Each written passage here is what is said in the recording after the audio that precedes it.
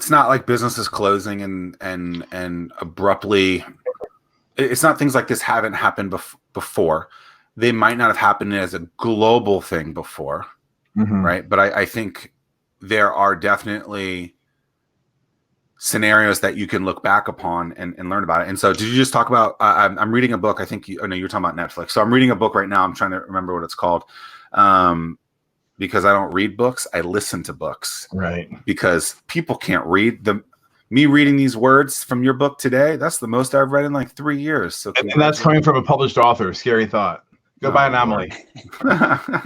It's Jim Collins. You know him, How the Mighty Fall. And so they were just talking about Circuit City, which actually is close to us and was close to us in Richmond, and how all that went down and how these companies fall. And it's really interesting because oftentimes you can hear these big companies that go through what they go through, and you can start to grasp and start to dissect what they've done and say, whoa, they're doing that same thing that I just did. I need to be very cautious that maybe I don't do that.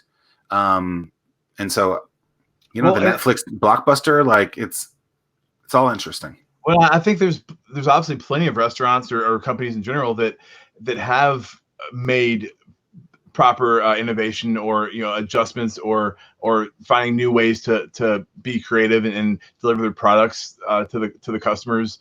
We just don't hear about them because they haven't been that blockbuster or that Circuit City. But the ones that are, we obviously know about. One thing too I think is interesting is I was down in Puerto Rico back in like November, October, something like that, and for this Culinary U, which is a really awesome program they had down there. And things were not quite back to normal after the whole Hurricane Maria, but damn near close. And the whole economy down there, especially like in the food world, has innovated and gotten more creative than it ever was before. So I see something kind of similar here where building from scratch, a lot of people are. There's gonna be a lot of new opportunities. So if someone's out there looking to invest, there's gonna be a lot of open door fronts. I hate the fact that he said it or thought it, but I think it's true. Where Trump was saying, well, the restaurants will be open, it'll just be different owners potentially. So I think there'll be an opportunity if I've thought about getting back in the restaurant game, and maybe we'll see how it goes. I hate to have that happen at the expense of somebody else, but the reality is that some people will win on the other side of this thing. And again, you're putting yourself in the best position to make that happen once it does. With that, what do you when you hear somebody that says they're thinking about starting their own business, starting their own restaurant, what's your advice to them? Do you tell them to hang tight and just wait and see, or do you tell them if you can get through this right now where everything is really bad, that you're going to come through just fine? Yeah. So I was having a call. So like I was telling you guys before we came on here, I almost bought a house this last weekend, and I was talking to my dad. He's a financial guy, retired now, but a really smart guy, always has sage advice. And he was saying, well, things are just so kind of up in the air right now.